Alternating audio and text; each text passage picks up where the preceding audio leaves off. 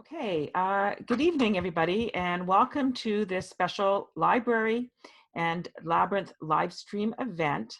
We are so thrilled to have you here with us on this beautiful summer evening in July to enjoy a conversation between two esteemed Princeton authors. Shelia Kohler and Joyce Carol Oates, of course, both live here locally or teach here locally. This event is co-sponsored by Princeton Public Library and Labyrinth Books in Princeton. If you would like to purchase Open Secrets or Night, Sleep, Death, the Stars, or any other books by tonight's authors, we encourage you to do so from Labyrinth Books on Nassau Street here in Princeton. We will have Nora from the library pasting in the information about how to do this into the chat. It's worth noting that if you call the store and mention this live stream event, you'll receive a 10% discount and free shipping anywhere within the continental USA.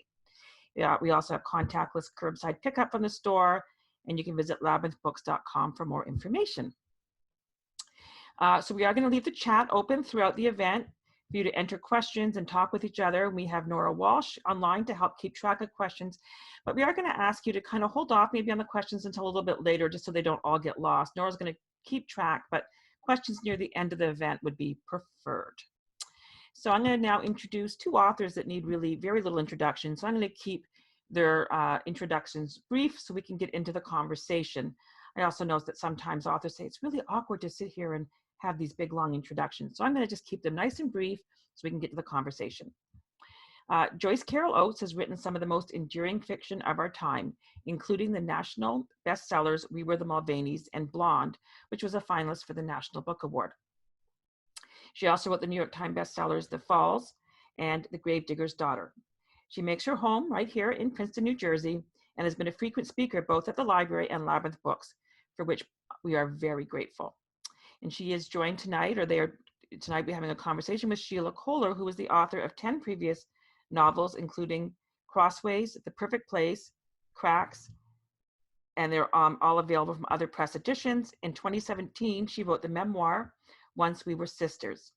She's a native of South Africa. She makes her home in New York City and has taught creative writing at Princeton since 2008. So thank you to Shelia and Joyce for being with us here tonight to talk about your writing, your most recent books, and maybe even a little bit about just life in general. As I said, this is meant to be a nice casual summer conversation celebrating the releases of your most recent works, but just also talking about writing and the world in general. So to start us off, you've both had many book releases in your careers, many. Could each of you just begin, maybe we'll start with Shelia, telling us, and then Joyce, how it feels this time around to be publishing a new work during this time of a global pandemic. It's had us all in lockdown for months. And how are you adapting to this new reality and being in quarantine and as an author? Or, maybe also address how has your productivity or ability to write changed as a result of our present circumstances? So. Oh, gosh. Well, yes, I mean, let's say it has its some advantages because I'm lucky enough tonight, for example, to be able to reach out to many people. I see there are 94 people listening. So that's a great privilege. But of course, it's hard to be on Zoom. And I think that Zoom, anyway, for me, I'm always in a state of panic that, something might happen, that the technology might not work, or I couldn't get in, or there are various sort of hiccups of that. But I'm very grateful to many people this evening. One, obviously, the Princeton Library, Labyrinth Books, but above all, Joyce Carol Oates, for doing this conversation with me and bringing us in a way into her home and to be able to share with her some of our thoughts on books and perhaps something about teaching and in my case, what I have learned from her in so many ways.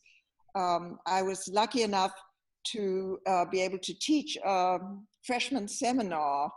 I had been teaching creative writing, and then I decided I would try to do a freshman seminar. So I went to see the dean and I said to him, what subject can I choose? And could I choose one author?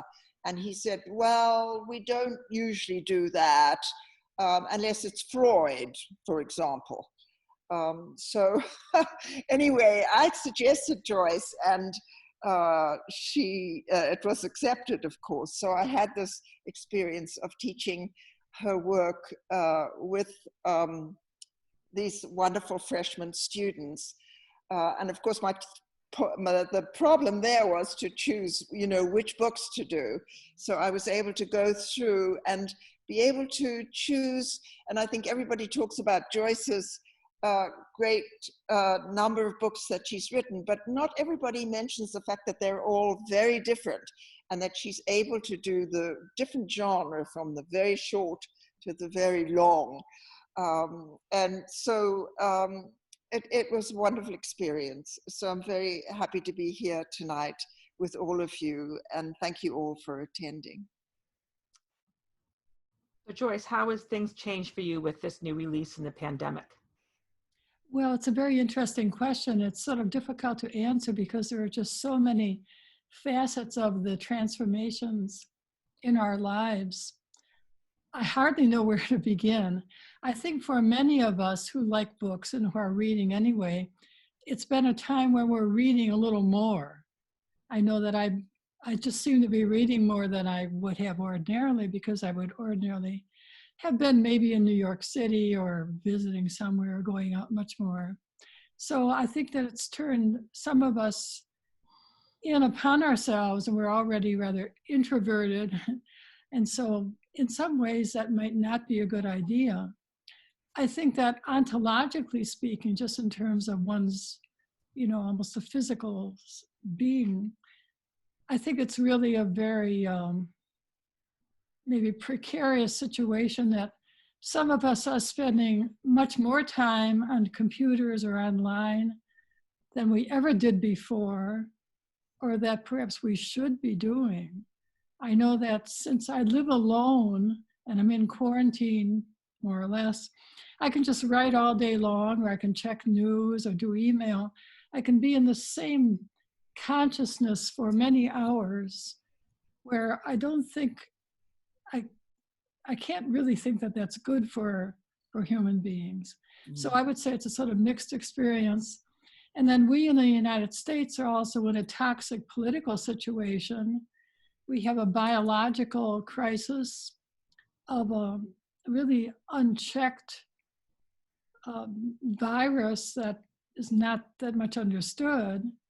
But we're also in a political situation that is very difficult. So there are basically two areas of stress that many people are living through.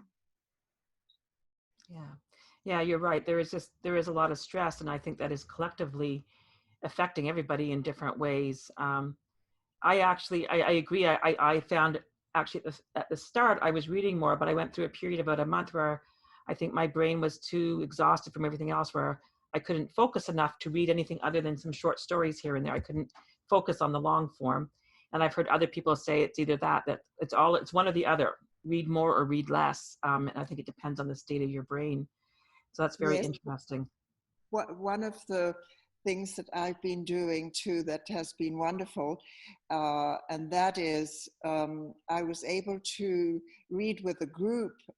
We did Don Quixote, and some of them are maybe listening in tonight. And I recommend that as a book for the pandemic. Mm-hmm. I recommend Joyce's book, of course, which is wonderfully long too, and wonderfully tense, and we get taken up by the stories of all the people in her book. But Don Quixote is very playful and so imaginative. And I had a friend who came for a socially distanced tea outside in the terrace, and we were talking about the COVID and what it had done to us. And she was saying, she's a psychologist, she said she felt that it was almost an experience of being plunged into madness, a kind of madness because of the isolation. So that made me think of Don Quixote, of course.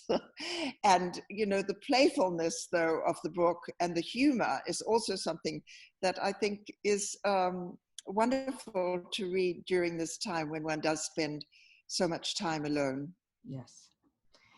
So now you've both served as professors of creative writing at not just Princeton, but other universities as well.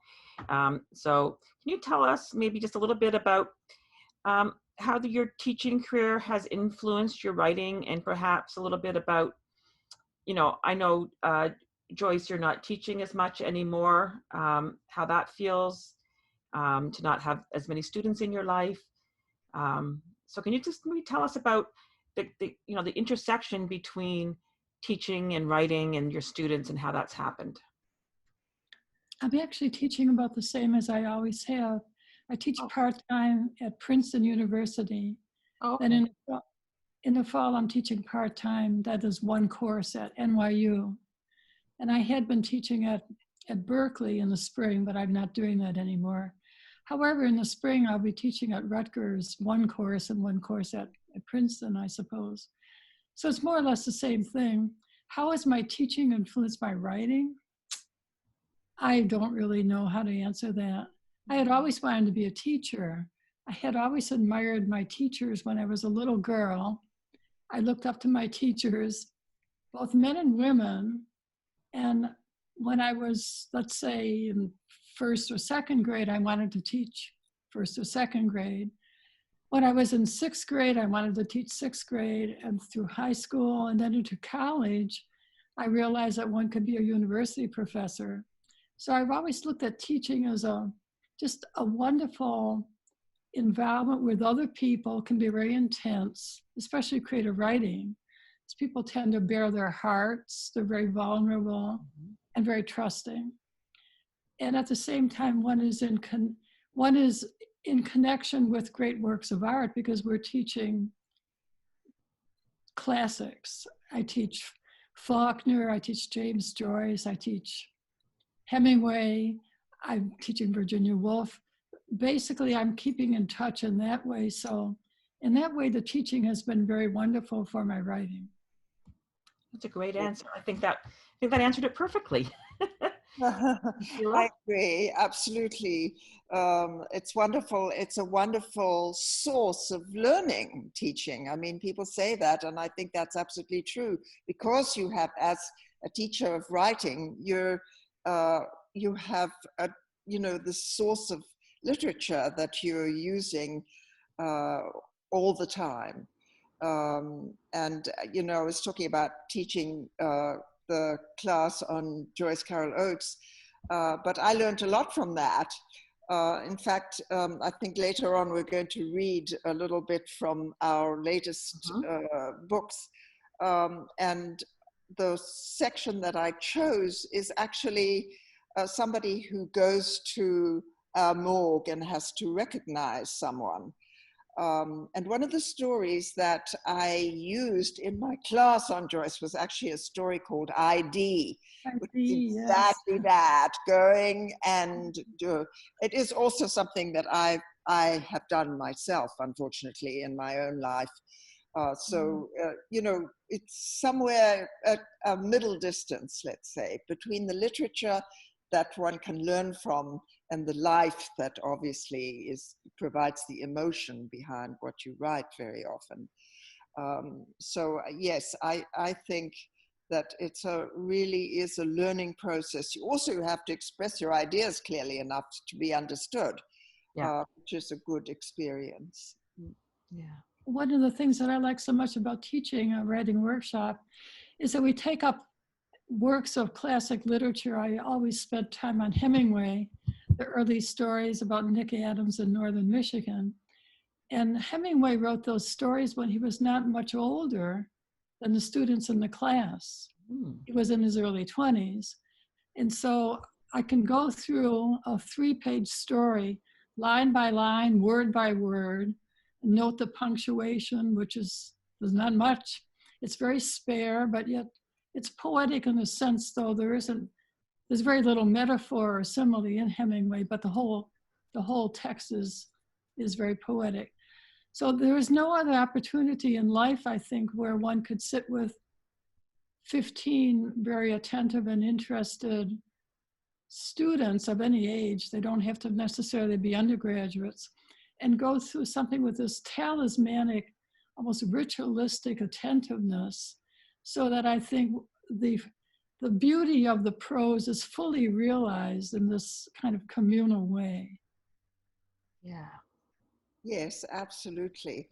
And, you know, particularly as I was starting to say about your work, Joyce, where I had this opportunity of going through and learning about the longer form and the shorter form and some of the things that you had done, like we read too, which was a great experience for the students. We read your version of The Lady with the Dog, Yes. and your version of The Dead. And of course, The Lady with the Dog, the Chekhov story, where we read it from the point of view of the woman. So this was a wonderful experience for them and for me too. And we did some of the historical fiction, like Blackwater, the novella form, where based on, of course, the Chappaquiddick event. I think you came to the class that when we taught that and explained to the students that it was really based on the ballad form, which was very interesting to all of us.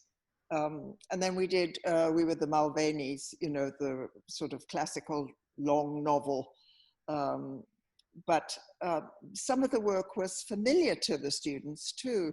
And I always say that with American students, you can count on them having read two things.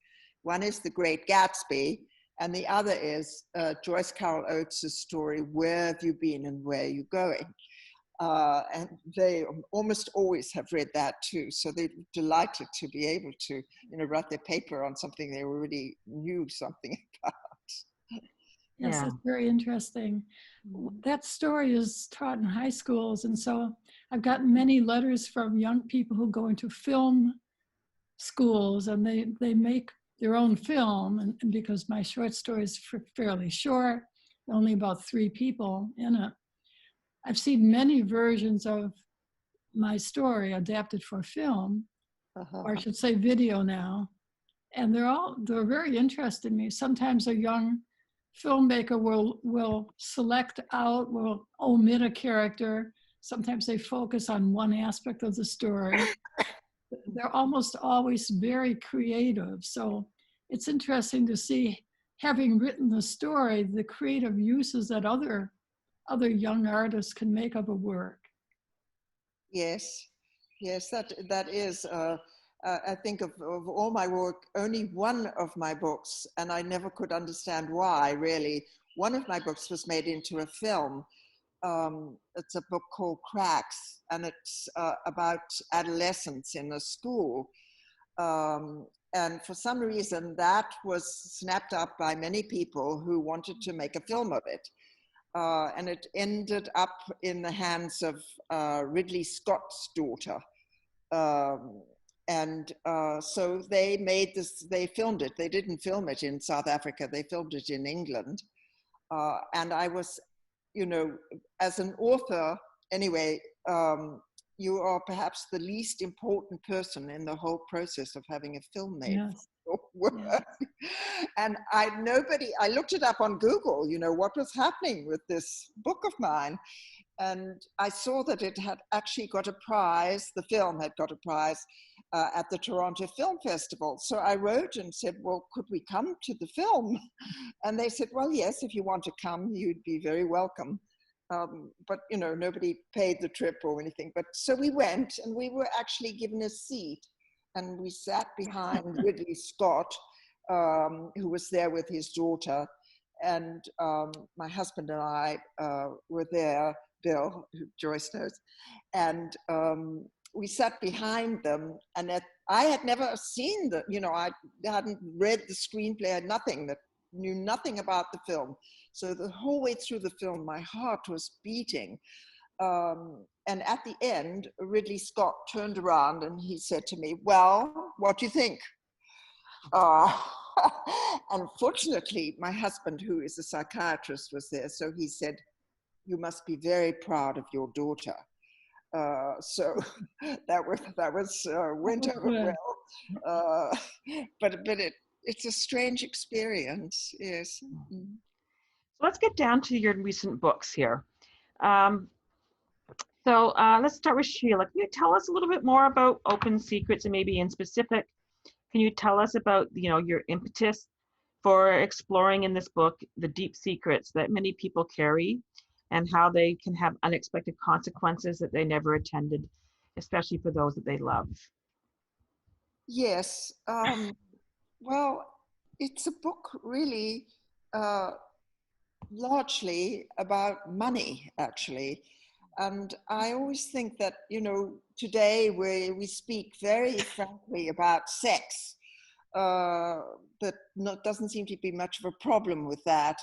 But money is still somewhat of a taboo subject. And I noticed that actually in Joyce's book too, how the question of the will and who's getting the money, and this is something that really anchors us very in the real. So here, this was sort of banking secrets, which have now been divulged like so many other secrets. And this, the father who disappears at the beginning of the book is a Swiss banker. And he tells his little girl, the 14-year-old girl, well, you see, life is full of changes. People have to go through such extraordinary experiences.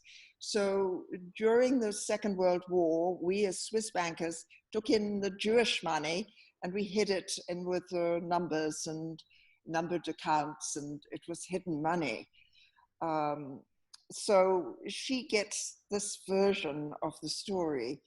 And in some ways, this whole secret has disastrous results for the whole family, including this young 14-year-old who is not guilty of anything. So I was trying to talk about the danger of secrets of all kinds, but particularly secrets about money, I think. Money, betrayals within families.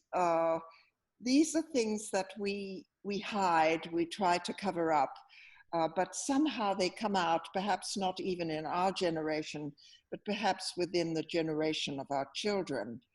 And I had written before this book a book called Once We Were Sisters, which was about my sister and was a memoir.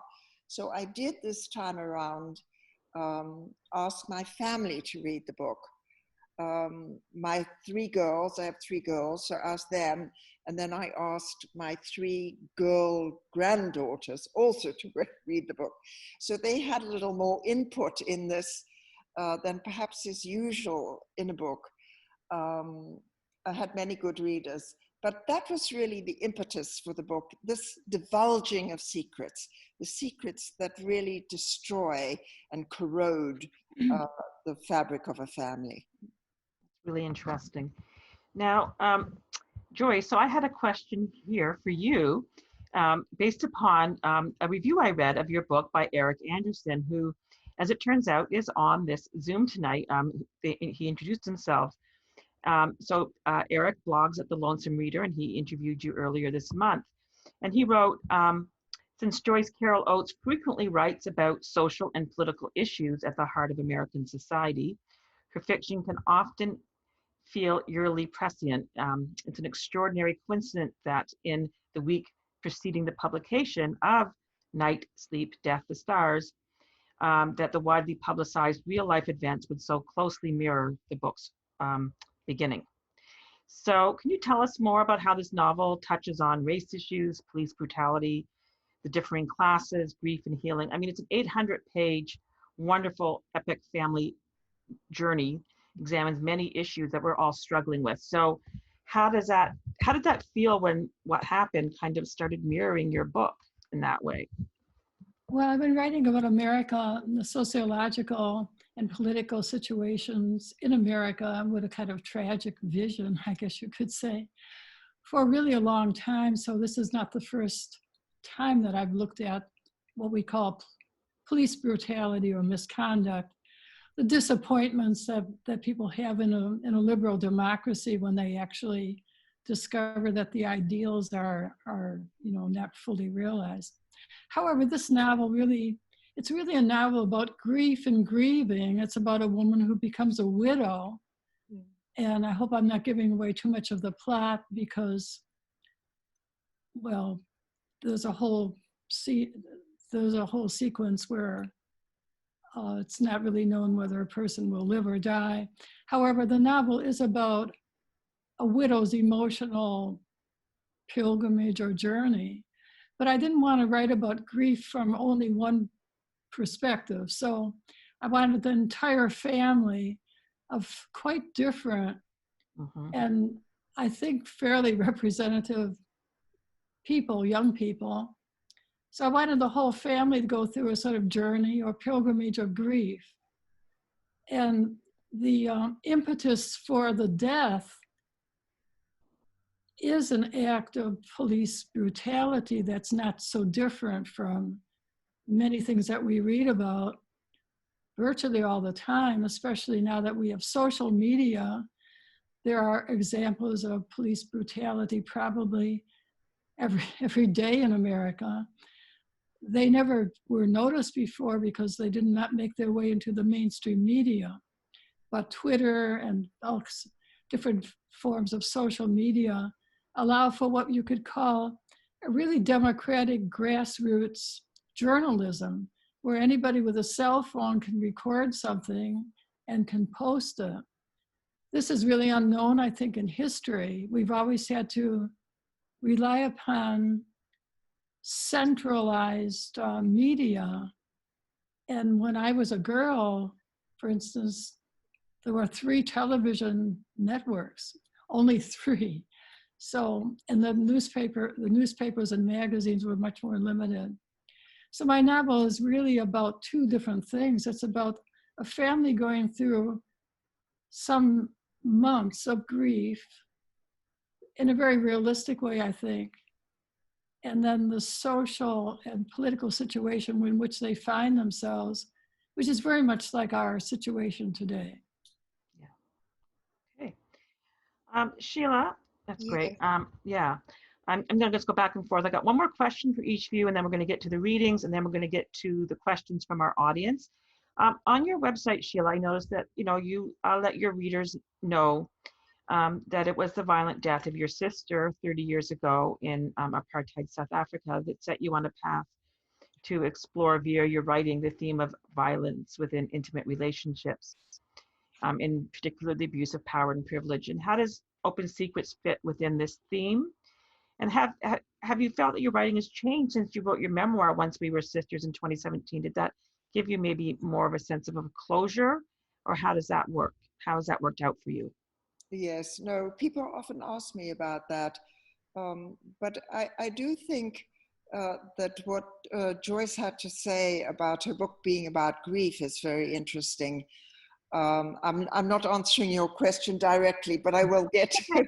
But I just wanted to say that I think with grief, and it's my case too, and I'm sure many, many people who have lived to a certain age and who have experienced sorrow or the loss of somebody that they love.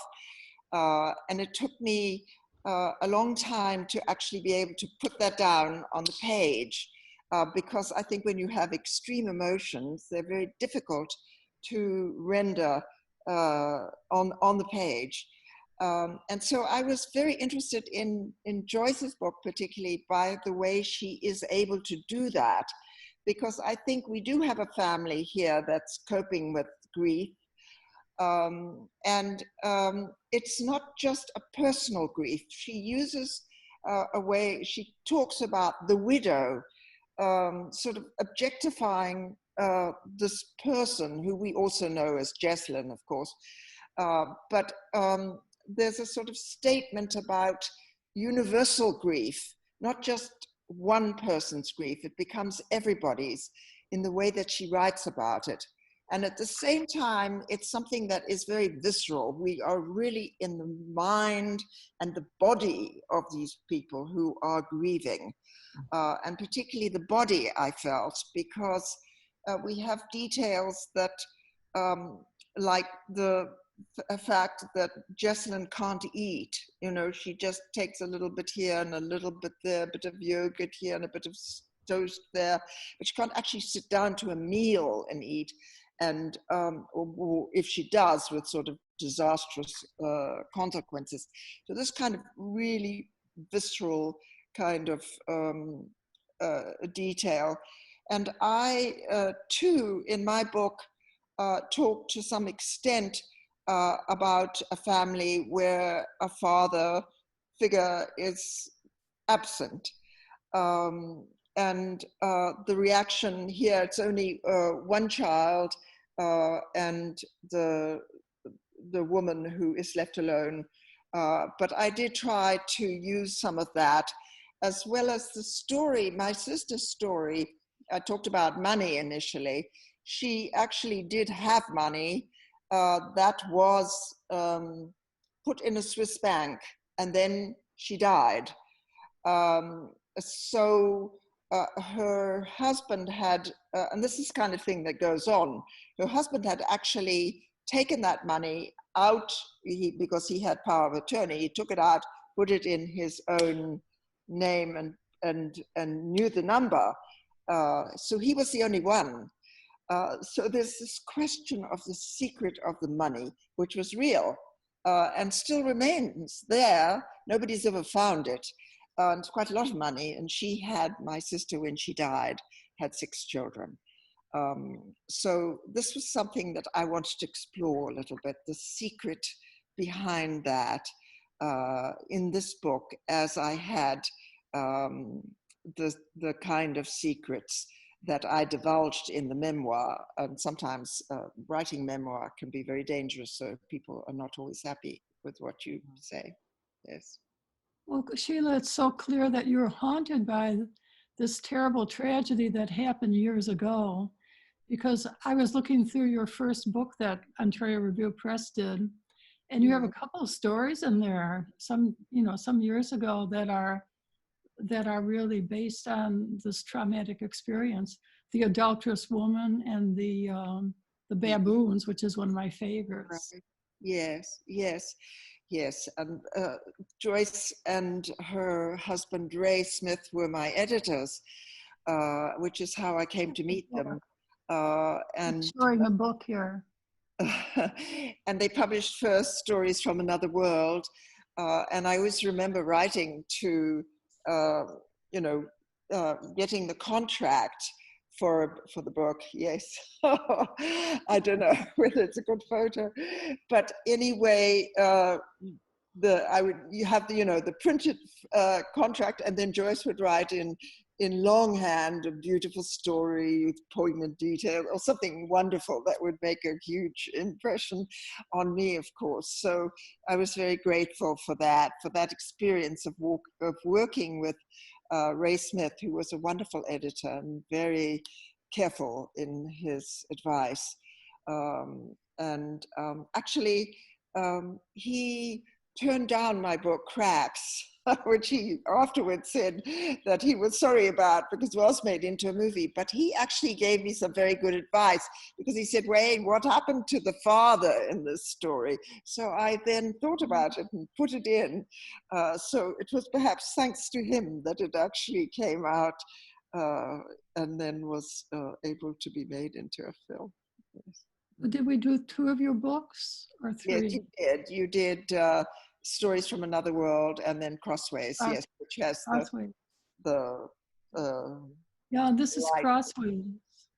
Right, yes. Yeah. And that had the 3 points of view: the sister who comes back, the husband who has been involved in the murder, and a Black man who knows both these girls extremely well. So I had the three points of view. And actually the point of view that was nearest to me was not, I think, as successful as the two men, I was told anyway by various critics. So I don't know, we sometimes need that distance. I was thinking of another writer who wrote about great grief and how he went about it. And that is my fellow countryman, John Coetzee, who wrote a book called The Master of St. Petersburg, which was supposedly about Dostoevsky. But I always felt that he used Dostoevsky, you know, who was a Russian full of emotion and able to express emotion, to express his emotion at the death of his son. He had a young son who was a beautiful boy. I've seen a picture of him, and who died, he committed suicide. And John Coetzee is a very controlled man.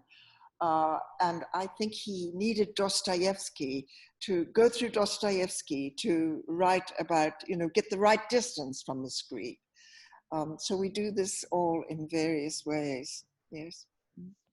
So how about we have each of you now do your reading, and then we can open it up to questions. And if people want to start popping their questions into the chat, they can. So who should we have read? Why don't we have you read first, Joyce, if that's okay, and then we'll have Shelia, and we'll just do some brief readings, and then we'll do the questions. Okay, I wanted to add also about my novel that it's so rare for upper middle class white people to encounter police brutality that I definitely wanted to write about a family that was fairly well-to-do, that had always been sheltered from this reality that's experienced by so many fellow Americans. So my novel it is quite long.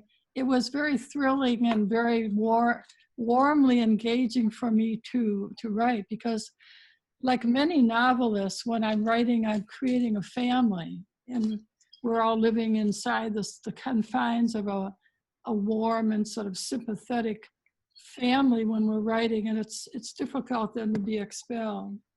So I'm going to read, if I can do this, I'm going to read something I've never read before. I mean, I haven't read much from this novel anyway. But after the widow has endured a good deal of grief and experience and depression, and she's been feeling suicidal, but she also is a very good mother, and she takes care of her children. She starts seeing a man.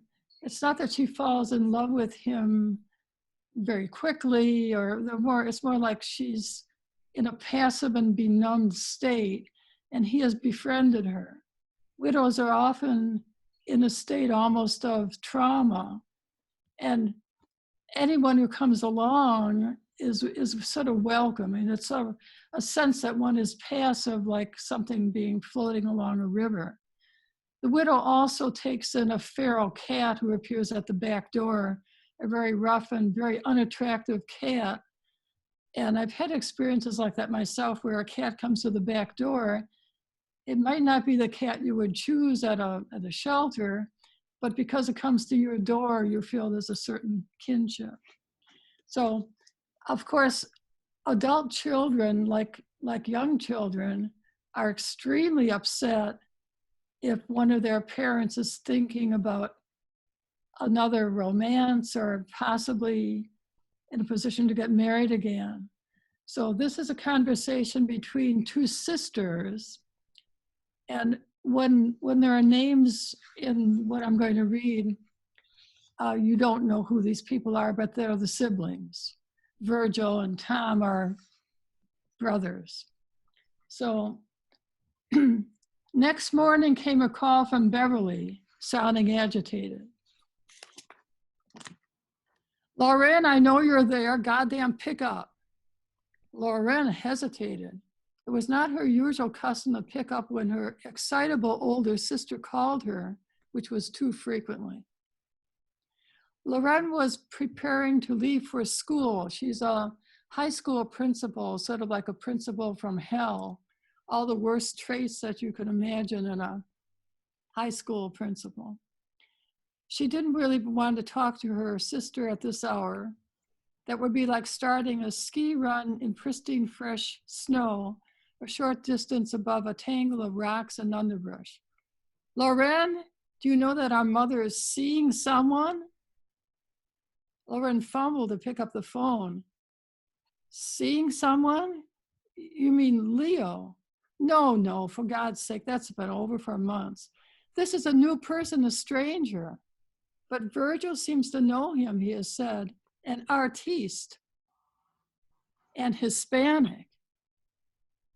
Oh, wait, what do you mean? Mom is seeing this person? I had dinner with her just last night and she didn't tell me.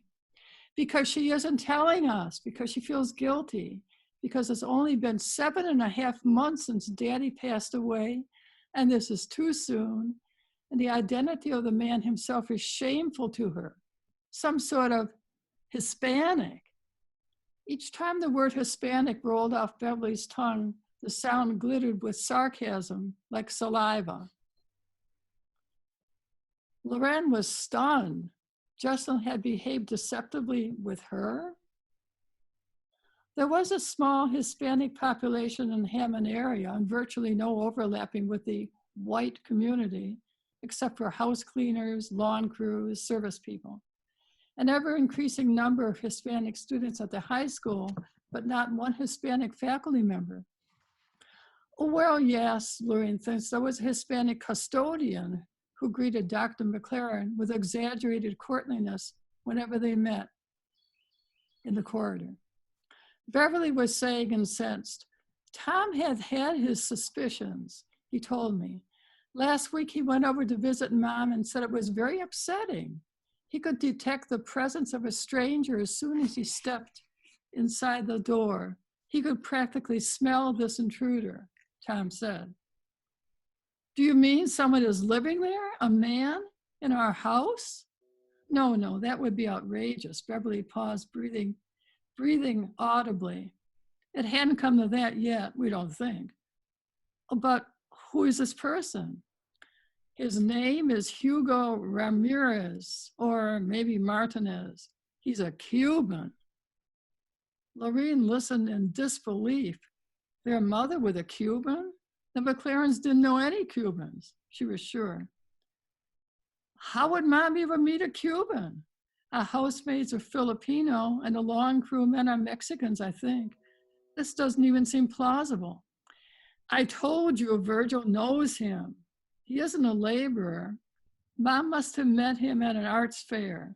She hasn't said a word so far to me. But how does Virgil know all about this? Who knows how Virgil knows, for God's sake, Lorraine? That's not the issue. Beverly spoke rapidly, not very coherently. Lorraine couldn't quite follow the nature of her sister's grievance, but understood clearly. They've all been betrayed. Wow. Yeah, that's a great passage. Thank you. And thank you for giving the background to that. And now we're going to have Sheila read, and then Nora's typing up our questions, and I will start taking questions. So you can stick them in the chat, and then I will be reading out the questions. Okay, so I'm going to read a little way into the book, part 3. But I wanted to say that this was actually initially was the beginning of the book. And as I said, I had, this family read the book, and I got lots of good suggestions from from various members, and people felt that this maybe needed a little, we needed to lead up to this. So this is not the beginning anymore, but I think I don't need much explanation, except perhaps to say that Michel is a man, it's a French Michel, M-I-C-H-E-L, the husband here. So this is from the point of view of Alice. For days, she does not lock the front door. She does not turn out the lights. She does not go to bed. She wanders through the indifferent rooms of the old house, Sure, she will hear his voice in the hallway, that he will come home. She cannot imagine he's not coming back. When the call comes at twilight, the shrill ringing shattering the silence of the empty house, she hesitates to answer. She stands in the hall by the old black telephone, unable to pick up the receiver, as if it were a volcano about to erupt. Since Michelle's disappearance, everything feels ominous, as though the threat of death lingers in the air. She can smell it. All the way to the morgue in the taxi, she thinks he cannot possibly be dead, that it must be a terrible mistake. She's certain of it.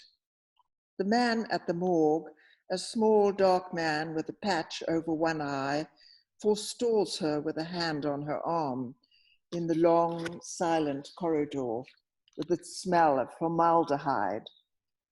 He stammers in confusion.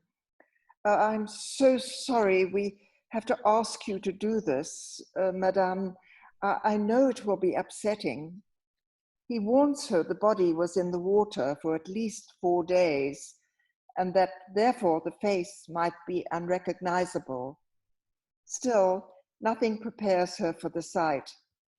When she enters the room and sees the wrapped body lying there on the steel table, the ravaged face tilted up towards her, she's seized with terror and a sort of fury.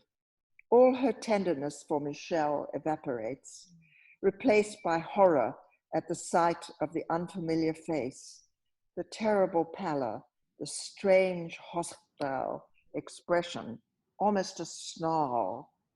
She screams, "No, no," though the pathologist is showing her the heavy gold watch he always wore, the one that belonged to his father with its inscription, the contents of the pockets of his white linen sailing trousers, the old trousers he loved and that she herself often repaired for him, his sodden leather wallet with a few euros. He never carried much money on him, his driver's license, his identity card, the old shoes he always wore for sailing with the rubber soles. Then, before she faints in the doctor's arms, she thinks that she hates this body.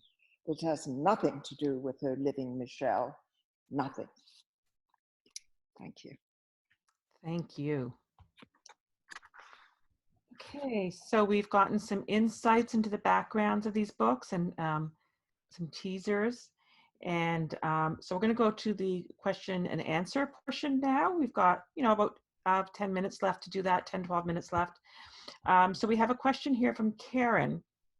And this is for both of you or either of you to answer as you feel fit. So how do you know when a book is at last done? And they want to know, for instance, do you have a set number of readers that give you feedback, or do you just go by your own instinct? So how does that happen, that you're done? Well, I can answer that since Sheila just gave a wonderful reading. I think that it's a matter of intuition. And I spoke earlier of being haunted by material. So we are literally haunted, and we keep thinking about something obsessively. If I go for a walk or a bicycle ride or go running, I'm naturally thinking of my writing, and I'm haunted and obsessed with a certain scene or a chapter. When I finish working on it, it will linger in my memory and I'll be going over it. I have a kind of very limited photographic memory where I can sort of copy, edit, or reread what I've written while I'm running. So that's very helpful. It does fade. I mean, I don't remember anything beyond, last month, or let's say. And so when you are no longer haunted by the material, when you finish the manuscript and you're walking somewhere, but you're not thinking about it anymore, and you don't wake up in the middle of the night with more ideas, then you're being released from it. It exerts a powerful gravitational pull, but eventually you move away from it. And it can be a very melancholy feeling where one day you wake up in the morning and you're actually not thinking about that obsessive work anymore. you're not thinking about it any longer. So it's like you've been expelled and you've been forced out of a room and the door has been closed after you. Oh, Wow. that's a wonderful response. Yes, I would just say when you just can't stand it anymore, when you just can't go back again, you just had enough of it, put it away. Yes, that's Yes. lovely. And I guess probably the editing process sometimes then, oh, there's some cats. Good. We always Hello. need to have some. If there's anybody interested in cats, there's a kitty here. Yes. Because I think there's a small portion of America that is only interested in cat and kitten videos. Um, so we do have a question here from Eric Carl Anderson, who says that Sheila raised an interesting point about working with an editor. Do you both often make substantial changes to the drafts of your novels or stories based upon your editorial suggestions? Well, yes, I have an anecdote to tell you there about a book that I wrote, and it was a book that had a forward movement and then a backstory. It was actually a book called Love Child, that Penguin, and this was Catherine Court, my editor at Penguin, and she read it and she wrote to me and she said, Sheila, I was just wondering if perhaps it could just be chronological, if you could just move it forward, start at the beginning and just go forward. And I'm very, listen to people when they tell me something. I don't always do what I'm told, but I do try to listen at least. And I thought, well, okay, I'll do it. And I sat down, and I think it took me about 3 months, and I started at the beginning and I went all the way through to the end, without any flashbacks, just moving the story forward. And I sent the book back. And then I waited for a while and I didn't get an answer, and took quite a long time. And then finally, I got a telephone call from Catherine Court, and she said, I'm terribly sorry, Sheila, but I think the book was better the way it was before. So I said, oh, well, okay. So I put it all back. But the process was probably not without merit. I mean, it was helpful. Because in the process of trying to write it chronologically, I had learned something more about my characters. And so yes and no about the editing. I don't know whether Joyce, do you listen to your editors? Or? Well, I don't really show him anything to anyone until it's quite finished. So it's usually gone through quite a process. I wouldn't really want anybody to see the work when it wasn't quite finished. I don't feel that as writers we can take the opinions of others. We really can't do that. I think you could imagine if Faulkner had submitted The Sound and the Fury to some New York editor, it wasn't quite finished, or he wasn't quite the person he became, it would have been rejected immediately, or maybe with some suggestion that it be rewritten in chronological order, or Joyce's Ulysses. Any work of art has to have its own form and integrity. It may be quirky, it may be idiosyncratic, and it may be difficult, but if you give that up because an editor wants it to read more smoothly, you've sort of given up your own soul. So then the work, it isn't exactly your work anymore. But I do have friends like Amy Tan who have a very relaxed relationship with an editor. So Amy will give to Dan Halpern, who is our mutual editor, she will give a first draft to him, or even a draft that isn't quite finished. And she will talk to him and take advice from him. So it's a totally different consciousness about what it is to write. Okay.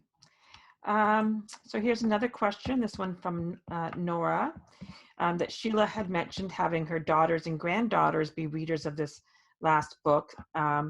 So questions also for both of you. Do you have specific people who you rely upon to read all of your drafts? Do you have like a specific favorite person or go-to person, or does it depend on the book, or do you, and this is my own thing. I know we have, for instance, at the library, a lot of writing groups who meet regularly, and people rely upon writing groups for feedback. So what is your feedback loop? Well, I think Joyce certainly just answered for her that she doesn't have people read her work, and that perhaps, each writer does this in a different way. I'm always happy to have not everyone, but people who you have learned are sensitive and who have some similar aesthetic that you have. And there are some wonderful editors.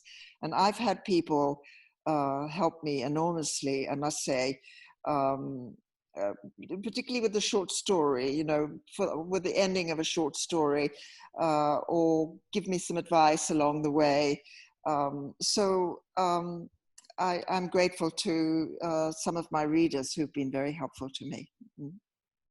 Let me just amend what I said a little bit, because I do have a couple of people to whom I will send something that is fairly finished. I mean, I've done a lot of revision on it. And these people read it in terms of how smoothly it moves. Like, they may say that something is too long, or they feel that the rhythm is off. And I will definitely listen to that. And if your short fiction is edited, for instance, at the New Yorker, it's almost always in terms of cutting back. So Deborah Treisman, who's a wonderful editor at the New Yorker, she sees ways in which something can be shortened, and therefore it's more dramatic. Now, when we take a story that's been edited to put into a collection, it may need to be opened up again so it can breathe a little more. But magazine publication is a special sort of aesthetics. And the tighter it can be and the more dramatic, even blunt, like an ending that leaves you startled, I think that's very good for the magazine publication. With a book, there's a different rhythm, and the story may fit in with other stories and tell a kind of trajectory. So there are different ways of taking criticism and using it. Excellent. Very insightful. Well, we're getting near the end of our time. I think we'll end with this question from Cynthia, and then see if each of you have any final comments about your books. Cynthia was wondering, when you start to write, how much of your storyline is already in mind in the characters, or do they just kind of sometimes develop as you go? So how much, I guess, pre-writing do you do, or drafting? I know Joyce, I've often seen referred to the fact that you still write longhand. So, and do you still then write longhand? Well, I definitely write scenes and sketches and some, dialogue and some things in longhand, and outlines. I have a lot of material. It's like pre-production. Making a movie, you have to have a lot of material before you start making a movie. If I were to start trying to write a novel from page 1 through to the end without a lot of notes and outline, I just couldn't do it. I would be totally paralyzed. I just could not do it. I have to have a lot of material that I'm looking at and lots of notes that I've taken over a period of months. Yes, I think it's very important, like on a first draft, to allow a certain amount of freedom to find the story on the page. But obviously at some point, anyway, for me, I do columns, with maybe the names of the characters up the top, and then put in every time I say something about the character, so as to force myself to move the story forward, and also to remind myself what I've said about such and such character.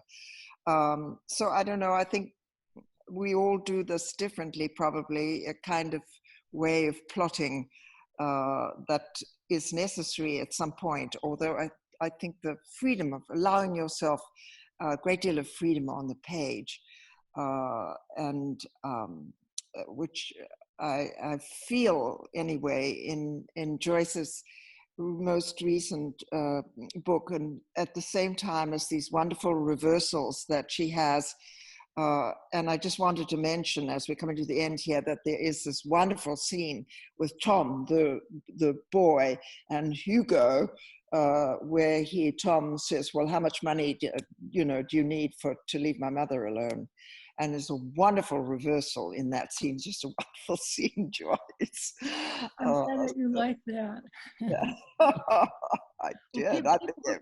People who read my writing can take one thing for granted. They don't have to worry that a cat will be hurt. Yes.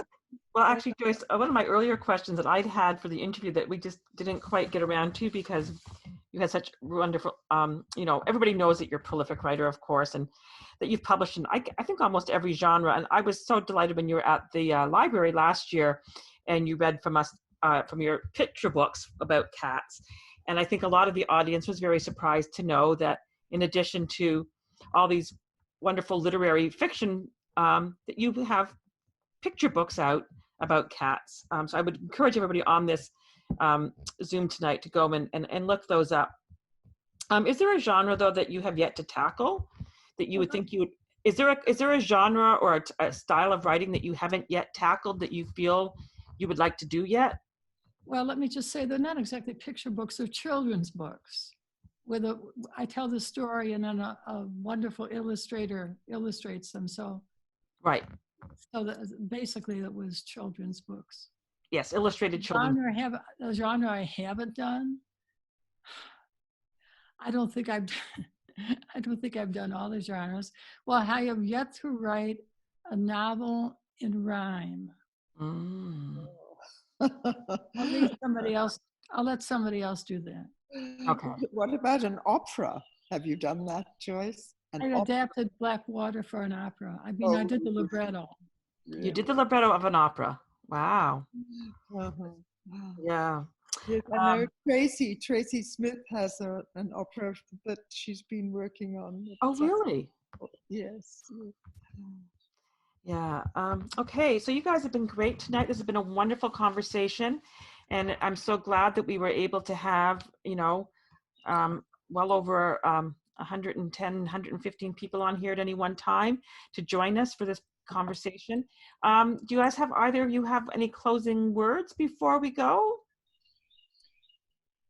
Just a thank you to everyone who was here tonight and who listened to us. And again, thank you to Joyce for doing this with me. Such a pleasure. I just wish that we could all go out for dinner afterwards. Yeah. Yes. And Bill sends a kiss, Joyce. I feel the same way. Thank you so much for just being here. And it's been wonderful. And we'll just hope that we made a magical turn in history, and maybe from now on things will get better. Right. That would be a wonderful reversal, a wonderful reversal.